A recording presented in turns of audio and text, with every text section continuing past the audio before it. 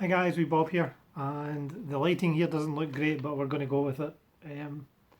Haven't done a video in a few weeks, and I've been meaning to do one. There's been people around the house, been busy in the house, and I just have not had time or not the notion. I've had the notion to do them. The problem I've got with videos is I just don't know what to do. I don't know what to film myself. I just sat in my room there thinking, okay, let's go do a video. What do I do a video about? And I've came up with an idea.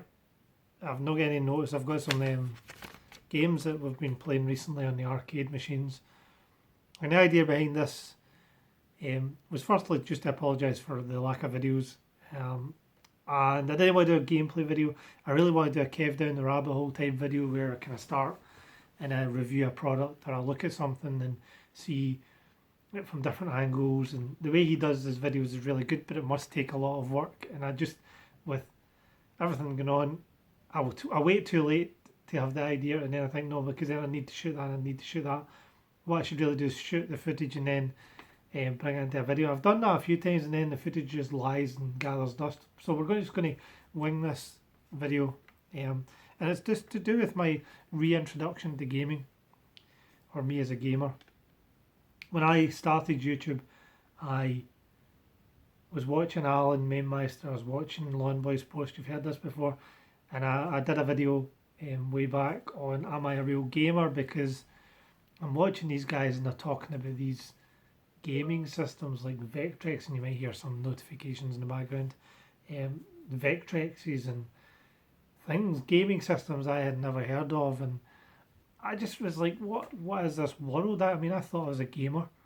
I thought I'd grew up being a gamer, but I've never heard of half of these things. Am I not a real gamer? You get boffins, you get nerds, you get people that are very like train spotters who know every little detail about trains, and to a certain extent, a few of the people in the retro community are kind of like that. They are train spotters. They're people who have got such an in-depth knowledge of gaming systems that, and it might be that they got it from YouTube. It might be that people watch my content and go, how does he know about that? How does he know about that? How did he get that built? Or how is he playing that arcade machine? They might look at me and go, well, he must know a lot. And I look at Alan, I look at various people who are out there, and I think, where did you gather your knowledge from? Because the knowledge that you have, to me, just was never in existence. So shaved my head recently. So yeah, this is really an introduction.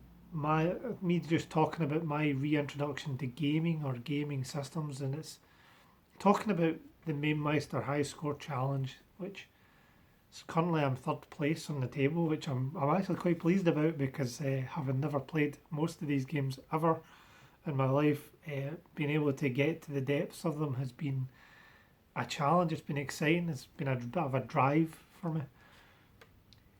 So I was just want to go through the games and talk about them, and talk about the kind of experience I've learned through playing these games in a high score challenge format. So I built my MAME cab, and you've got 2,000 odd games. You're sitting looking at these 2,000 games going, what do I play? And you pull up a game, you play for 5 minutes, you turn it off. You put on another game, you play for 5 minutes, you turn it off. And you think, okay, I like it, but it's too shallow an experience. And with arcade games, I was thinking, well, you're only going to play it for a couple of minutes because that's how they were designed. And I then reverted back to going back to Red Dead Redemption and things on PlayStation 4 or PlayStation 3 or PS2. And then the Mainmeister High Score Challenge was going on. I kept hearing Alan talk about it, and I thought, I'll jump into this and see whether I'm any good at this, or if I can play the games and maybe learn a wee bit. And I was involved in the last season a wee bit, raiding. Can't remember all the games from last season. So we're in season 3, as far as I know. A guy called Lewis at London Retro Video Games. I hope I get that right. He's on Instagram. He's got a YouTube channel as well, where you can see the kind of weekly videos. I don't know whether they're unlisted or not, so you may have to take part to see those videos. I remember seeing one unlisted, so it might be they're all like that. It might be that they're not. I don't know. So Aliens was the first game of this season. I love Aliens. I've probably spoke about Aliens in the past. I had played Aliens on the arcade machine before, maybe get past the first level into the second level, maybe the third level, and then died because I was just playing it casually. And when I started playing Aliens, which I did a video on, you can go back and watch my Aliens video, I managed to get like nearly to the end of the whole arcade game, which took a good 25 or 30 minutes from memory. And then it loops back round and it's called looping the arcade machine, which obviously I'm maybe teaching some of you to suck eggs, but for me this was a new concept that you could actually even loop an arcade game back to the beginning. And it's just been such an amazing experience that this, like the Ripley story, and being able to go into a different game that I've never really played before, I've seen in the arcades, but to actually be able to get into the depths of that and know every enemy's move and work your way through the level, you know what's coming, but the levels are different and it brings you kind of into the story, and you're almost getting through this without, you've only got one life in that game, so you're kind of getting through trying to like not lose any energy, and I managed to get really quite far before I even started losing energy, which for me was a massive achievement. I was sort of clapping my hands. It was a massive achievement for me from a gaming point of view. And then we moved into Shinobi, which I can't remember how I did in Shinobi. I think I did okay. That was one tough game, and it felt like a Master System game. But again, if I'd booted up Shinobi before, I would have maybe got to the first boss. He's really quite difficult, and I would have gave up. But these high score challenges have made me move on to the next stage, and you find the next stage, and you find the new enemies, and you find the new strategies that you've got to employ. And it really has started this kind of a little kind of burning passion for gaming inside me. I look forward to every Tuesday when the new high score challenge comes up.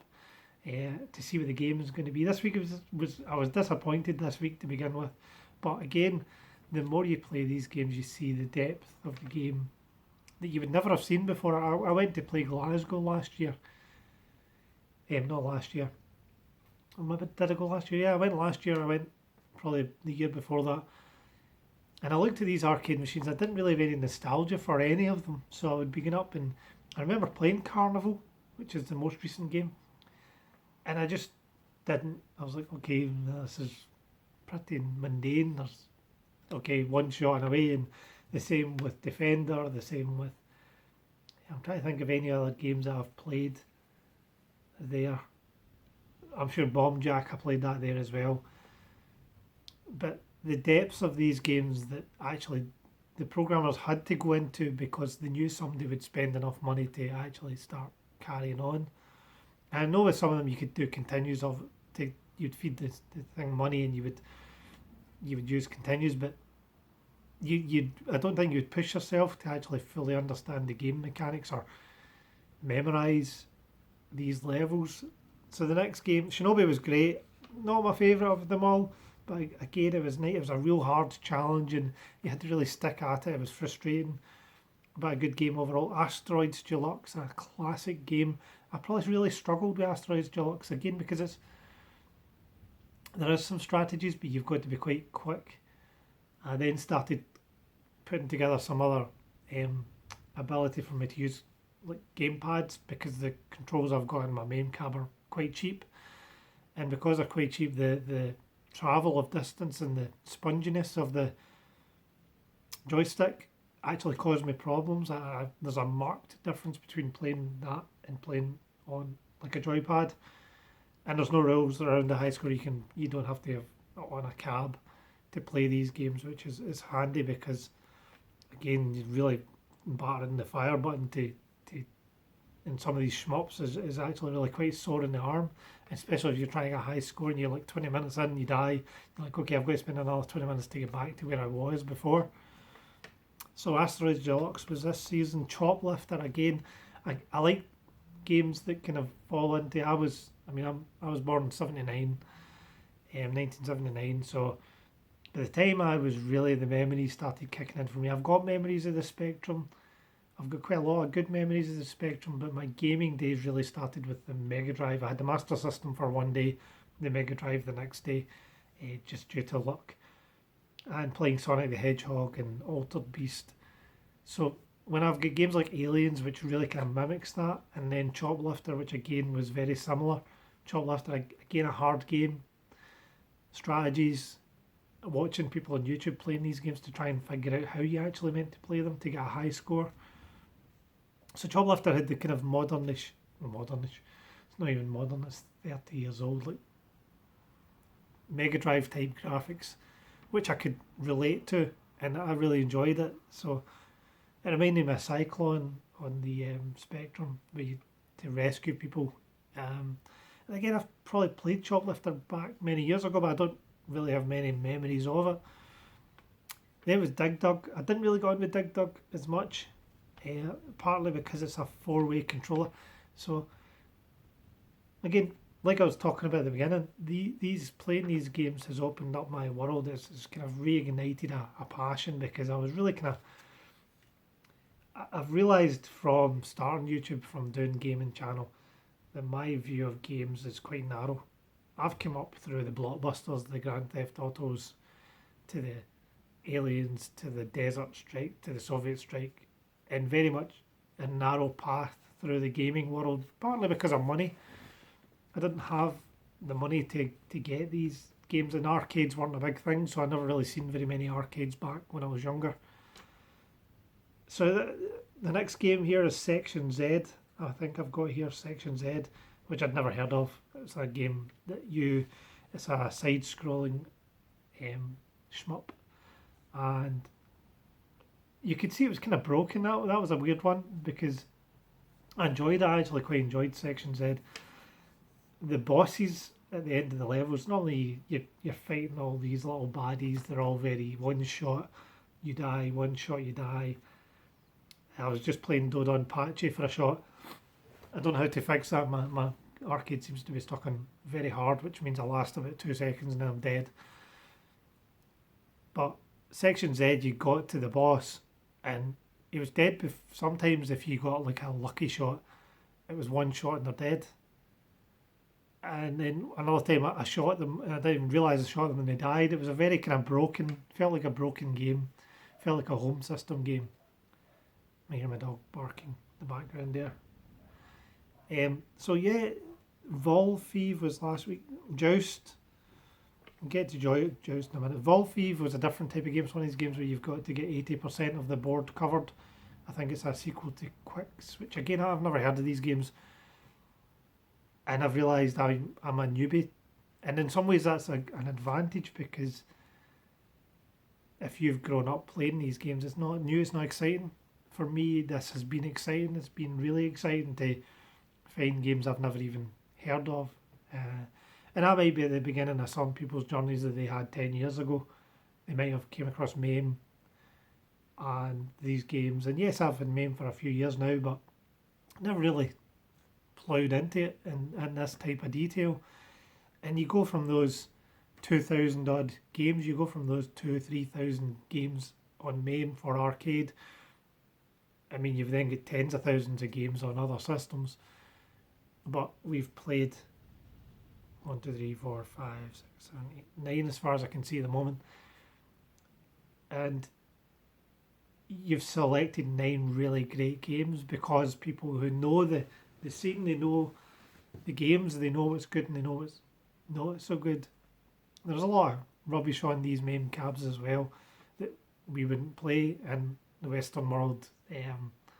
Rubbish in terms of that it might be in a different language, it might be a game that you've like a solitaire type game, or a Japanese, I can't remember what you call that, mojang or something like that. Yeah, so the next game is Joust. Joust, I was actually quite excited about finding about Joust. I wasn't particularly great at it again. I don't remember where I finished. I'm sure Andrew Lowe and Charlie Farr, who were playing that week, they totally blew everybody else out of the water. I think 10 Shearers did good as well that week. Again, these guys are consistently good, which is kind of incredible to see, and I've got no idea how they do it. I mean, I'm okay. I'm better than I thought I was, but these guys are just next level gamers in terms of arcade high scores. So Joust was a big one for me because I'd been reading Ready Player One. I've read Ready Player One a number of times now, and in Ready Player One, Joust, I won't give too many spoilers away. It's not in the movie. The movie goes down a different route in the movie. It's a car race. That's one of the tasks, but in the game Joust, the character has to go and play Joust against another person. And like I said, I'm not going to give away too many spoilers, but I was kind of excited. I went downstairs after reading Ready Player One, chucked on the MAME cab. This was before I started the Highscore challenge, and turned on Joust, and I was like, nah, okay, it's not for me.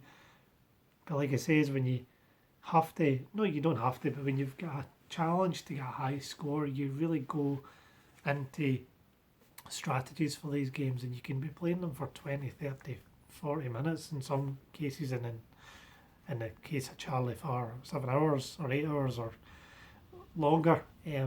That's way beyond me playing a game. I don't think I would manage to get away with that. So this week is Carnival. Kind of wrapping this up now. It really just was me spitballing from an idea that I had to talk about these games in my reintroduction to gaming. So Carnival this week, I remember seeing it, and I just kind of, my head dropped, and I was like, no, this is so boring. And the guys were going on about the music, and I turned it on, and it's kind of like a wee tune, kind of carnival tune. And I was literally standing, pressing the button, kind of falling asleep. And it reminded me of In the Night Garden. I used to sit and watch In the Night Garden with my kids, which is a weird programme. But they used to have these wee tinkly tunes in the background, and I used to find myself nodding off to sleep, and the kid would be sitting watching, and I'd be holding them in my arms and falling asleep at the same time. But over the past few days, the guys have came back and said, oh, you need to do this, you need to fire these, is it pots? I don't think it's pots. Can't remember. You have to shoot different things on the screen apart from the main enemies, and the main enemies have got different things to them. There's a bonus. There's the little ducks that can eat your bullets. You've got to try and get the bullets, which I thought was like a user interface part up the top left. Instead, it's a bonus that appears. You've got to try and fire that, and you've got to try and fire the big wheel at the top. Like I was saying, it's pots or something like that. And yeah, there's a lot more depth to that game. I'm still not going to say it's one of my favourites, because it's certainly not. I'm enjoying playing it. I'm losing feeling in my leg. I'm enjoying playing it, but I would rather have a Mega Drive, even though Aliens probably had less depth to it than what this Carnival does. Aliens probably didn't have anywhere near as much depth as Carnival does. That I can think of. It was more just a memory game. I just like it because I like Aliens. But Carnival this week, and yeah, so I can't believe it. I come in here thinking to myself, okay, just come in with a list of games, see how it goes, and I've nearly been blabbing for 20 minutes. So I better wrap it up, because I don't know that anybody will have watched it this far. I will maybe try and get some footage of each of these games to chuck in the side of me. No, it's the other way. It's always the same. It's the same last time. I mean, how hard is it to point to the bit where the couch is? Yes, my Christmas decorations are up. Don't blame me. I was outvoted. Such is life. But yeah, YouTube has introduced me to gaming.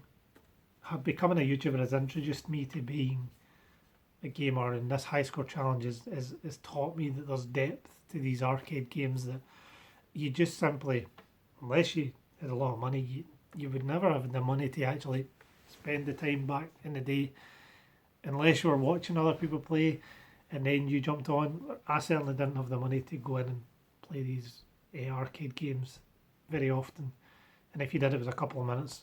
Yeah, but the games were designed to have a lot more depth to them. So the Mainmeister Highscore Challenge, I believe, is open to anybody. If you're interested in joining, I think we're near the end of this season, so it's probably a prime time to get on board if you're interested. Head over to Mainmeister's channel, and then I think there's a link to the Discord that you can get involved in. There's a lot of good kind of chat in there about various things. So yeah, I'd just like to put a big thank you to those that have introduced me to this and brought back a love for games and an enjoyment from my arcade machine, which was gathering dust for a wee bit because of my lack of interest in it. Now I've got more of an interest when time permits, along with the drawings and stuff. Anyway, guys, cheers for the moment, and if you've watched this long, thank you very much. If anybody else wants to talk about these games or the Highscore challenge, feel free. And for the moment, we Bob is out. Cheers, guys, and bye.